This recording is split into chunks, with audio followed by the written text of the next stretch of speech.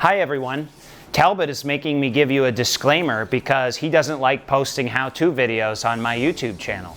So I just want to tell you and caution you that what's about to come is a video about how to install Vittoria Corsa G 2.0 Speed Plus tires on head Vanquish rims, and they're, in my opinion, the hardest tubes, or rather tire wheel combo to seat the tire. And this is how I got through this very, very arduous task.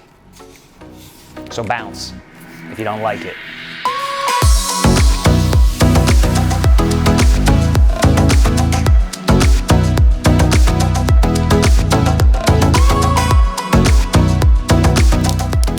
So you don't believe in bike shops anymore? It's not that I don't believe in bike shops, it's just that I mean, certain things you should be able to do yourself, and you should be able to do it well, and so you feel confident, especially if you ever get a flat in a race. You better damn well be good at, you know, doing at least tire type maintenance.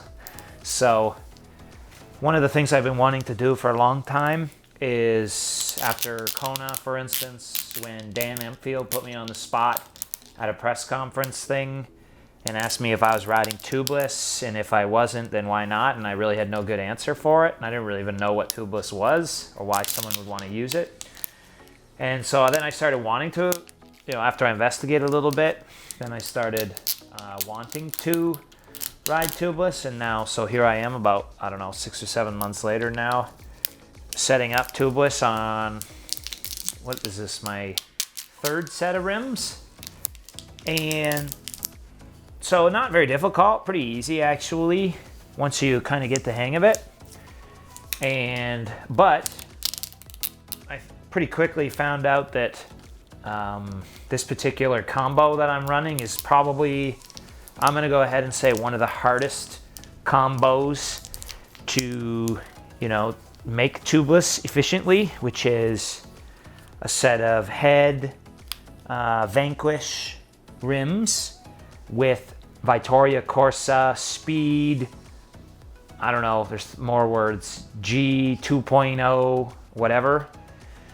And the reason why they're so difficult is because, well, these are really wide.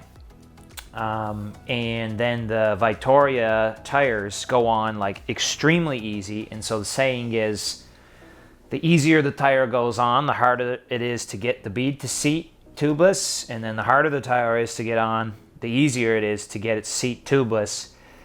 And this is probably the easiest tire I've ever put onto a rim, ever. And so that's actually really good if you get a flat tire in the race, because if you get a flat tire with tubeless, then you grab a tube, take the tire, one side of the tire off, toss the tube in, and then if it's really easy to get the tire on, boom, just put the tire on. And so this is a really good setup actually if you get the unfortunate flat in a race. But the challenge is getting the damn thing on. And I spent a lot of time getting these on, and finally watched a lot of videos. And I just don't really understand why a lot of the videos that I watch just don't go to this technique immediately in the video, because I think it's just the most efficient way anyway. So that's what this little quick sidebar, I don't know if this will be a real video or just embedded in another video, but that's what this little quick sidebar is that efficient technique, very quick to set up tubeless.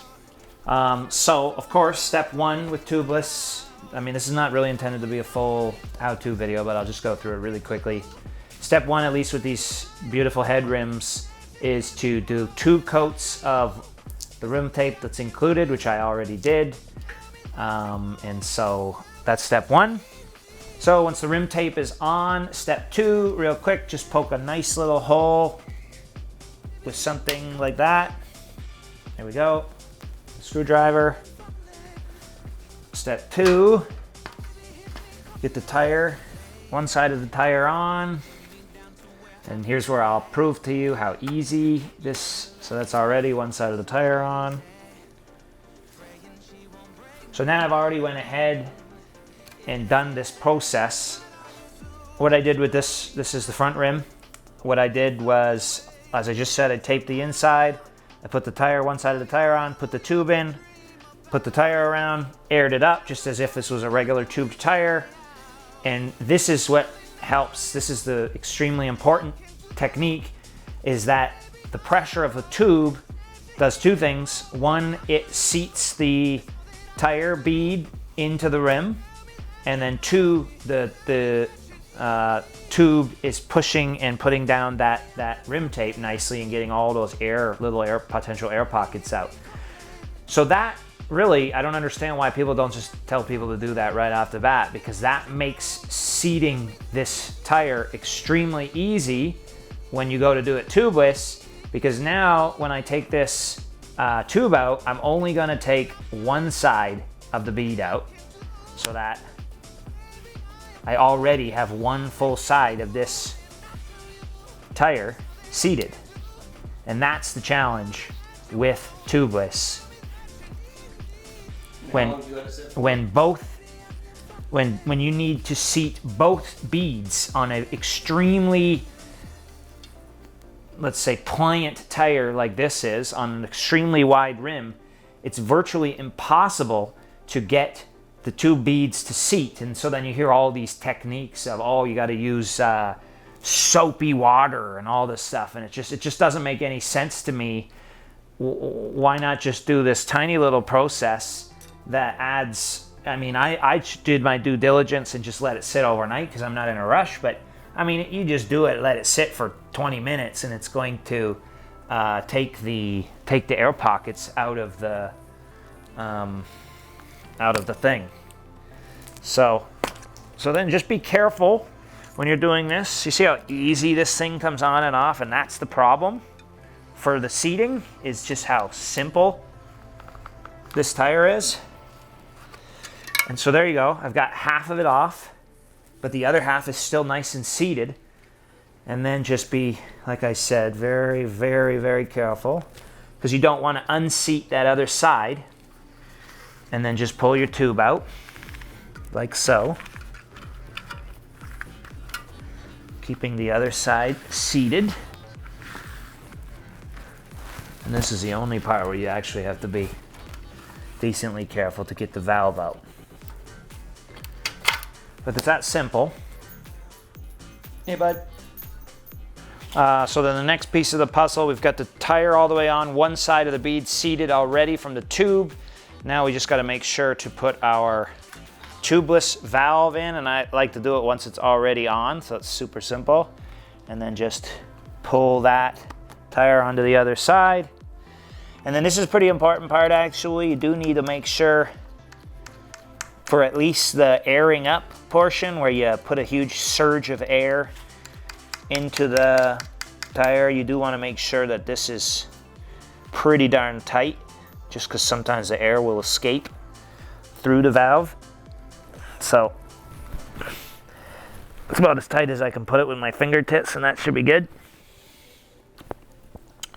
And then I know it's not written on the thing, but it says you shouldn't do it, but I do it anyway, and I have had no problems. I'm going to put the sealant into the tire through the valve. And they say not to do it potentially because it could get clogged, but I'm going to push 50 psi of air through it afterwards, which is going to clear out any sealant that may be in there. So I've taken the valve core out.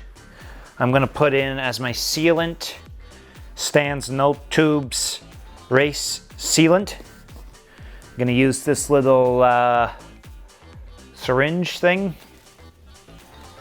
And the recommended amount is 2 to 3 ounces. So that is about 6 of these little guys. Another upside to doing the half the tire already seated is that it takes off half of the area where the sealant can come out of the tire and make a mess. So that's 3, so it's 1 ounce. So I'm just going to put some of that sealant down over here into the other side of the tire. You can always add more by the same method later. And why are you making this video again? I'm just making it because I spent a whole bunch of time and got all messy and everything trying all these methods in the other videos. Like I couldn't get it to seal. So then I'm doing like the soap thing, and I forget what the other methods, supposed, methods to get it done are. And I'm like, this doesn't even make sense. Just do this method right off the bat, and you're gonna get it every time. You're gonna do it successfully.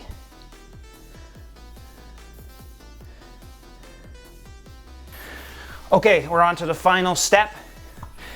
I have one of these big 1 liter air shot pumps. I've aired it up all the way. It's got a liter of air in there, sitting at 160 psi. I've got everything we just talked about doing. Valve core still out. Logic there is it's going to allow a lot more air into the tire, and we're going to need it because these things are really hard to seat, even with one side already on. So here we go. If this doesn't work, we're screwed. Everybody ready? And she worked. Now, this is the part that can be a little messy. We've got to put this valve core back in without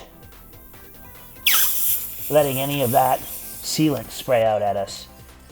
All right. So, no problem. You'll notice right now the tire doesn't have much air in it.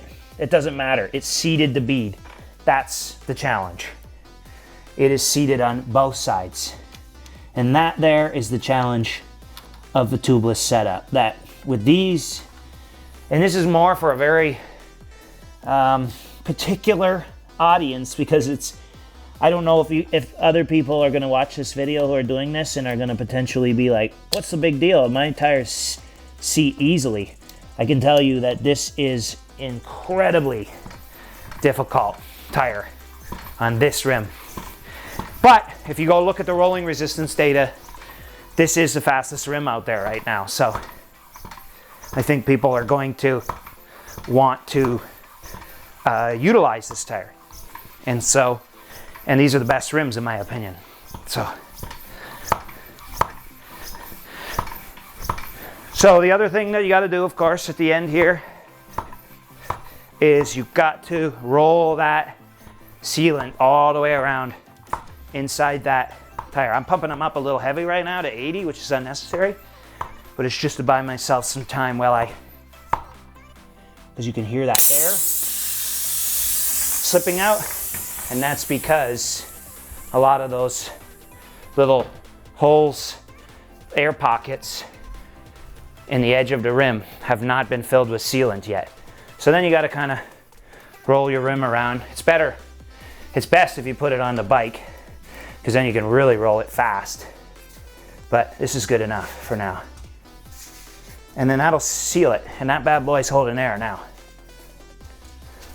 And that, my friend, is how to seat. Is it even rolling? That is how you seat the most difficult tire to seat on a really wide rim. The end. Do you like that? I got it the first try, aside from my experiment. Yeah, that was really good.